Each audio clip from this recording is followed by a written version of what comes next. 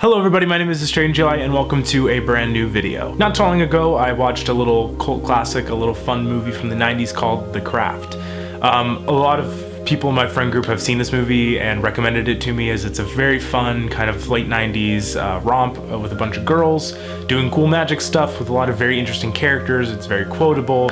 It's kind of like if you took Mean Girls but made it really dark and you just put a little magic in it. And I thoroughly enjoyed the movie. I thought it was like just incredible across the board. A lot of the performances are really awesome. The only characters that really falter are ones that are kind of meant to falter. And it's just overall like a really well shot, very engaging, fun time. However, I was watching it and as I got closer to the end, I realized that maybe the filmmaker had a different intention for me as the final message of the movie than maybe the one I got. And I wanted to kind of go over today with you why I think that maybe Nancy is actually the secret protagonist of the movie, and why our hero, Sarah, might actually lead a life of villainy after the events of this movie. So let's kind of get into that. Additionally, before I go any further, I just wanted to say that this movie is owned by Columbia Pictures. So the movie begins with Sarah. We meet her, she's very clean, this very like blonde, beautiful, blue eyes. And we also meet these three other girls who've been there and have this reputation of being witches. And no, not like as a joke, like they actually do magic. The three girls immediately spot Sarah as their the fourth corner of these sort of elements that they will use to invoke the spirit of Manon, who is this sort of like all-being god entity figure, who essentially is described like the Force, is that he like lives in everything and moves through everything.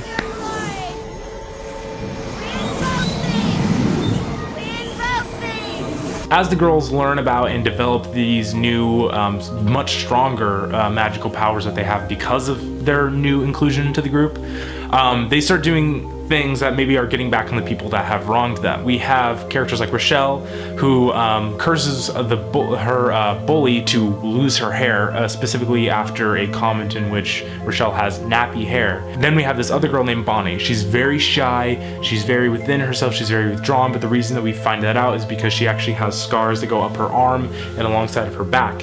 And so she wishes that she could actually get them removed. She wishes that she could be beautiful again. Sarah wants a boy that she has noticed and has the hots for to notice her because she feels like she is invisible to this guy. And we'll get back more on that in a second. And then finally we have Nancy. Now Nancy is easily the most edgy of the group, for lack of a better term. She's very goth, but she also comes from a really broken home.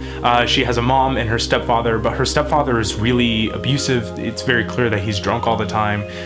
There's a scene in which the stepfather grabs Nancy's ass. Plus, Nancy's family doesn't have any money. So they live in a trailer, everything's very small, everything's very localized, and it just kind of, she lives in a place that she doesn't like. And so what she really wants more than anything is for life to change. And so she thinks that Manon can bring on this change. And the way that we learn that she kind of manifests this this new wish, this new power, is she kind of effectively kills her stepfather. Now this is where things start to get a little interesting because two major things happen almost back to back in this movie. The first thing that happened is that after Nancy's stepfather dies, there's a scene in which a insurance agent comes to their trailer and he talks and consoles Nancy and her mom.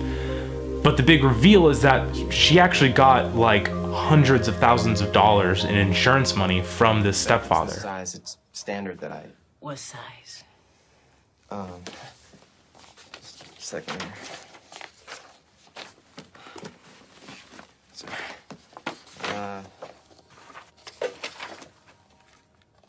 $175,000. 100. Now up to this point we've kind of established that Nancy is the antagonist in the movie through various little small things, little ticks where she kind of reveals apathy and reveals that she really doesn't care about what other people think or what other people do, and she just does whatever she wants because she doesn't really face the consequences because she's a witch. We, the audience, understand how they actually managed to come across that money. And it's amazing though, but it totally radically changes their life for the better, and that's pretty awesome. However, on the flip side, our hero, Sarah, after convincing this boy, Mike, that he loves her and that he wants to do anything for her, he actually attempts to rape her. And in this really, really awful scene, she manages to get away, and she tells her friends that the spell is way backfiring on her and that she did not want this sort of thing.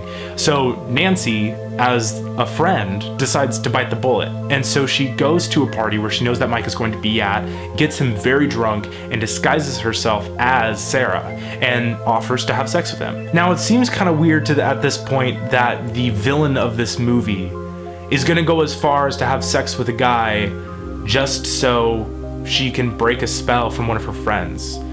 A guy who she hates, a guy who she's had experience with and has told awful stories about.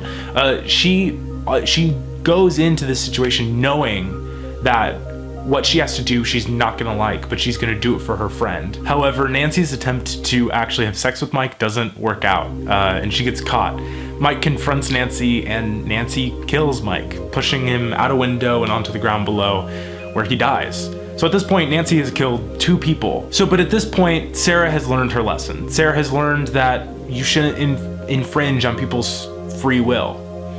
So you know what she does? She tries to strip her friend of her free will. Nancy from doing harm against other people and harm against yourself. Wait. I bind you, Nancy, from doing harm against other people and harm against yourself. Wait. I bind you, Nancy, from doing harm against other people and harm against yourself. By the end of the movie, Nancy, Bonnie, and Rochelle have all effectively become evil, with Nancy being the kind of ringleader, and they all go to Sarah's house and confront her physically, kind of trying to, cue us, the viewers, during the last moments of the movie that Nancy and her friends still aren't good. They're still not good people. Now, while Bonnie and Rochelle go and try to hunt down Sarah so they can try to kill her, Sarah actually calls upon the power of Manon, and Manon was kind of suggested to be the thing that corrupted Nancy in the first place. Long story short, she deals with Bonnie and Rochelle. They're out of the picture, and after a one-on-one confrontation with Sarah and Nancy, Sarah finally is able to bind her friend from doing harm to others, but not harm against herself. I'm flying. I'm flying.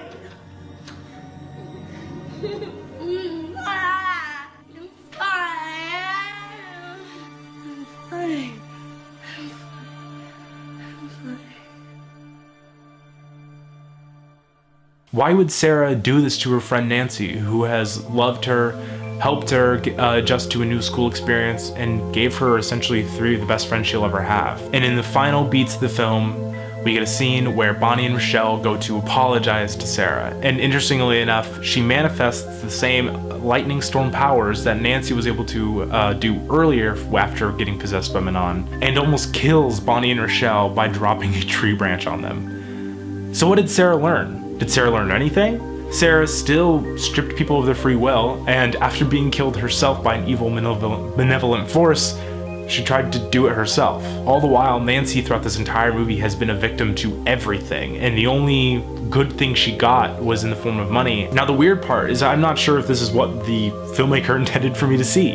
I'm not sure if the filmmaker wanted me to believe that Nancy was the bad guy the whole time, and I'm not sure if they wanted me to believe that Sarah was the good guy the whole time. It seems to me by the end of the movie that Sarah has been fully kind of taken on by Manon, and that she is effectively dealing out his vengeful will against other wrongdoers, and specifically those who use magic against them, or Manon. Anyways, guys, this is kind of my thoughts. This is definitely a longer video, but I just wanted you to understand this kind of thought process that I had while watching this really awesome movie. If you haven't seen The Craft, please go watch it. It's on Netflix right now, so it shouldn't be that hard to find. If you liked this video, go ahead and give it a thumbs up. If they bring back the rating system, go ahead and give this video 5 stars, we all know what they won't. In the comments down below, if you liked this kind of video, tell me that you liked it. I would really, really love to hear this sort of like in-depth analysis about plots of movies and stuff like that. If there's any other movies that you want me to do this on, go ahead and leave them in the comments down below. I'd love to watch whatever movies you guys suggest, and especially to make a video about them. And that'll kind of be it. My Twitter is floating somewhere around here on screen, and I will talk to you all later. Bye-bye.